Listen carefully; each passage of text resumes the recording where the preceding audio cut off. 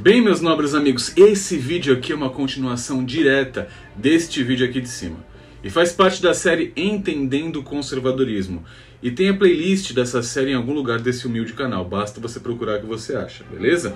Então, se você não é inscrito, já se inscreve e se ajeita aí porque nós faremos uma viagem novamente até o fim do século XVIII. Solta o Beethoven aí e fica comigo até o fim desse vídeo, beleza?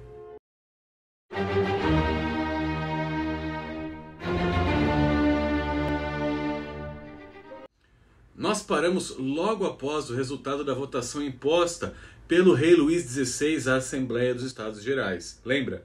Em que tanto a nobreza quanto o clero votaram para que todo o aumento dos impostos recaísse apenas sobre o terceiro estado, ou seja, a burguesia e os sans-culottes. Uma curiosidade que eu acho que eu não expliquei ainda. Sans-culotte significa sem culotte.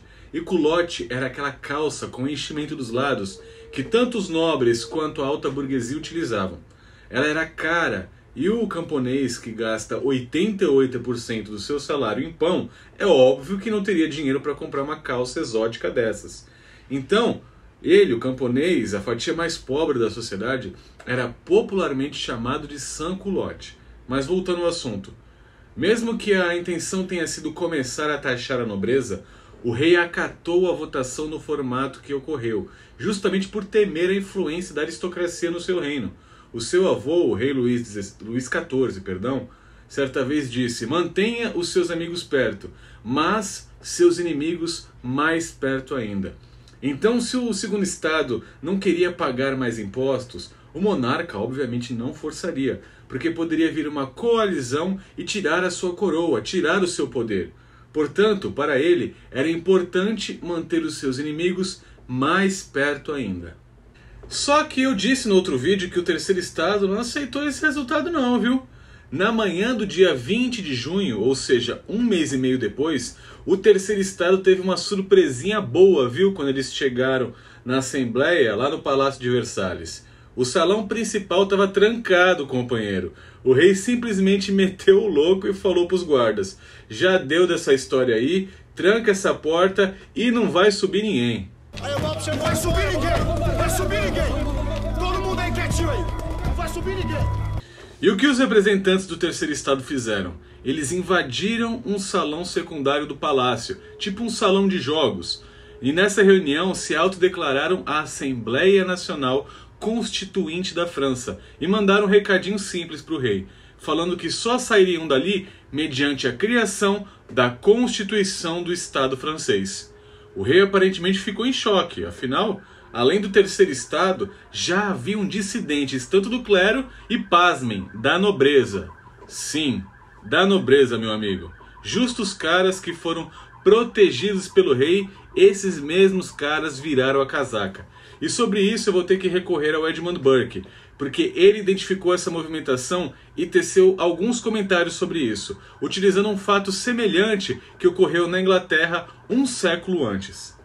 Na época de nossos problemas civis na Inglaterra, existiam várias pessoas, como o então Conde de Holland, que atraíram o ódio do poder real para si mesmos ou para suas famílias, porque haviam recebido pródigas vantagens. Porém, mais tarde, se juntaram às rebeliões decorrentes das insatisfações das quais elas mesmas eram a causa.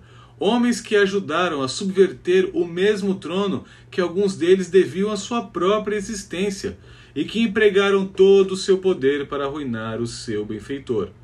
Ou seja, tinham nobres que, vendo o andar da carruagem, abandonaram quem o sustentara para buscar uma posição de destaque na organização da revolução que estava emergindo.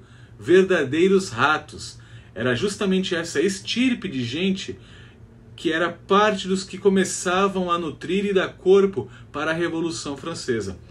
Edmund Burke finaliza dizendo que quando os homens de posição sacrificam todas as ideias de dignidade por uma ambição sem objeto ou distinto e lidam com baixos instrumentos para baixos fins, toda a sociedade torna-se baixa e vil. Mas o caso aqui ainda não é falar sobre Edmund Burke. Ele vem depois. O rei jurou de pé junto uma coisa, mas foi se organizando com seu exército na tocaia para outra.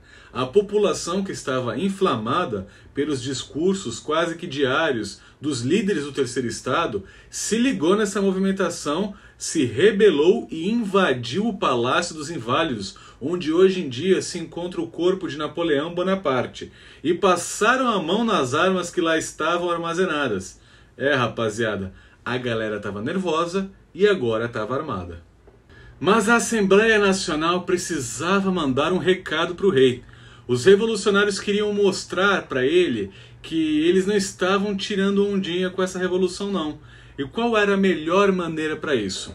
Eu não sei se vocês já assistiram O Poderoso Chefão, mas quem assistiu vai sacar do que eu estou falando. Lembra quando Don Corleone mandou o consigliere pedir para o diretor de cinema dar o papel para o seu afilhado, o John Fontaine? O diretor não queria ceder. No outro dia, o que aconteceu? O diretor acordou no meio de seus lençóis de seda com a cabeça do seu cavalo preferido cortada e cheia de sangue do lado dele. Resultado, o Johnny ganhou esse papel, óbvio.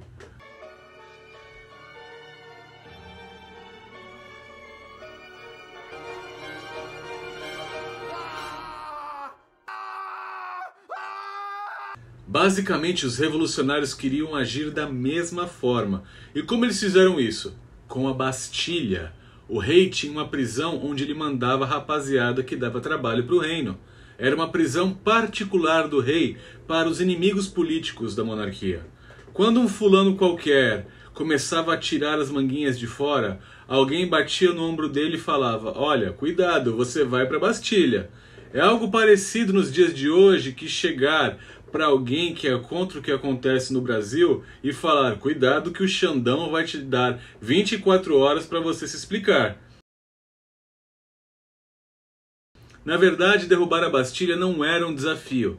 Ali devia ter o quê? Uma dúzia de soldados, uns 20 barris de pólvora e 2 dúzias de arma no total. Não era uma conquista muito difícil, mesmo que tenham havido mortes dos dois lados da invasão. Mas foi como um símbolo algo muito poderoso. Era mostrar para a França, e principalmente para o rei, que o absolutismo estava caindo e nada poderia deter os revolucionários. A queda da Bastilha foi a cabeça do cavalo na cama do rei, podemos assim dizer. E por falar em decapitação, o diretor da prisão perdeu literalmente a cabeça e teve ela exposta por toda a cidade de Paris pelos revolucionários que tomaram a Bastilha, dando uma pequena pitada, uma pequena amostra daquilo que estava por vir naquela revolução. O rei não aguentou, cedeu à pressão e reconheceu a legitimidade da Assembleia Nacional. E essa criou a Constituição da França, a Declaração dos Direitos do Homem e do Cidadão, a primeira de muitas constituições que a França teria naquele período, que mais parecia uma obra abstrata de filosofia do que uma carta que deveria reger os direitos e obrigações da nação. Logo no seu primeiro artigo, ela dizia: os homens nascem iguais e são livres e iguais em direitos. Parecia uma frase de Rousseau, reconhecendo no papel toda a abstração ideológica e filosófica dos enciclopedistas. Porém, a própria Assembleia Nacional, repare bem, estabeleceu que a tão sonhada democracia que colocava todos os homens em pé de igualdade seria realizada com o voto censitário. Ou seja, se você não atingisse os critérios econômicos, você não votava. Ora, não éramos todos iguais? Não! Durante um breve período, a França seria uma monarquia constitucional. E dentro dessa Assembleia Nacional, 2 grupos começaram a se destacar, sendo fundamentais para o desenrolar dos fatos ocorridos na Revolução: os jacobinos e os gerundinos. Os gerundinos eram da burguesia composta por empresários e comerciantes. O foco desse grupo era algo como uma reforma na monarquia, construindo uma monarquia constitucional. Algo semelhante aconteceu na Inglaterra um século antes. não queria extinguir a monarquia de jeito nenhum. Eles defendiam o liberalismo clássico e principalmente o econômico. Os seus discursos eram moderados e eram absolutamente contra o uso da violência. Estes senhores se sentavam à direita na Assembleia Nacional. Os jacobinos eram a baixa burguesia, os escritores, os advogados, funcionários públicos e representantes dos sans-culottes. Os jacobinos eram praticamente o PSOL, o PCdoB e o PT daquela época. Eles queriam uma revolução profunda com base em teorias nunca testadas. A abolição da monarquia para a criação de uma república e uma forte alteração nos sistemas monetários e fiscais. E uma grande aversão à igreja. Esses nobres senhores se sentavam à esquerda da Assembleia Nacional. Entendeu de onde vem a origem das expressões direita e esquerda na política? Vem exatamente daqui, da Revolução Francesa. É necessário mencionar que nesse primeiro ano de Revolução, onde a partir de então todo o poder na França emanava da nova Assembleia Nacional, eles tentaram conter a dívida pública de duas formas. A primeira, criando um novo papel moeda, chamado de assignat. Na origem, era basicamente um novo título de empréstimo emitido pelo Tesouro Nacional, que começou no primeiro ano da Revolução, cujo valor estava diretamente associado aos bens nacionais. O assignat torna-se, então, moeda definitiva em 1791, e as assembleias revolucionárias multiplicaram a sua emissão a tal ponto que levou a uma forte inflação naquele período na França. Verdadeiros gênios.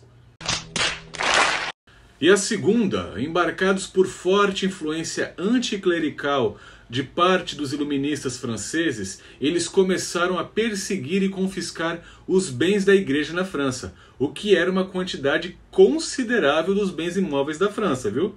Algo que é digno de forte crítica por parte de Edmund Burke, uma vez que além de desrespeitarem a propriedade privada de outra pessoa, ou seja, da igreja, em nome de um confisco para assinar as dívidas públicas, eles confiscaram terras e propriedades que excediam em mais do que o dobro a dívida pela qual eles justificaram o confisco.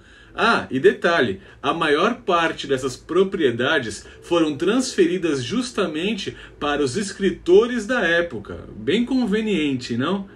Eles nacionalizaram a igreja e os padres agora eram funcionários do Estado francês, totalmente submissos às decisões da Assembleia. Isso te lembra alguma coisa atualmente?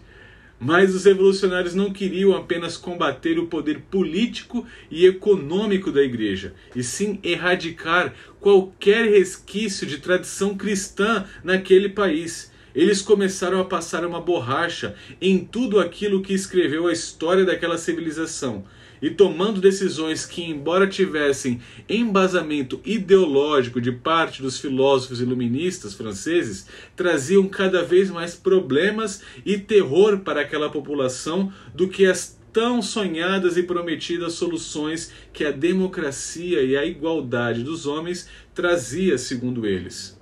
Até que as notícias cruzaram o Canal da Mancha, chegaram na Inglaterra e um senhor, membro do parlamento londrino pelo partido Whig, incrédulo com os relatos que vinham da França, escreveu a obra que fundamentou o pensamento conservador dentro da política. Sim, nós estamos falando de Edmund Burke.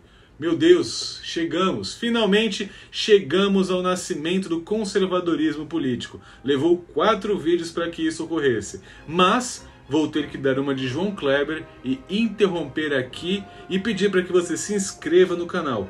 Curta esse vídeo. Se você gostou, encaminha para a rapaziada. E que você esteja aqui quinta-feira que vem, porque nós vamos dissecar a obra Reflexões sobre a Revolução na França, justamente para que possamos entender todas as críticas de Edmund Burke ao ocorrido na Terra das Baguetes e que criou o nosso movimento conservador. Então nos ajude a alavancar esse espaço conservador e fica ligado nos outros vídeos que tem bastante assunto interessante nesse canal. Então fiquem com Deus, um abraço e até a próxima.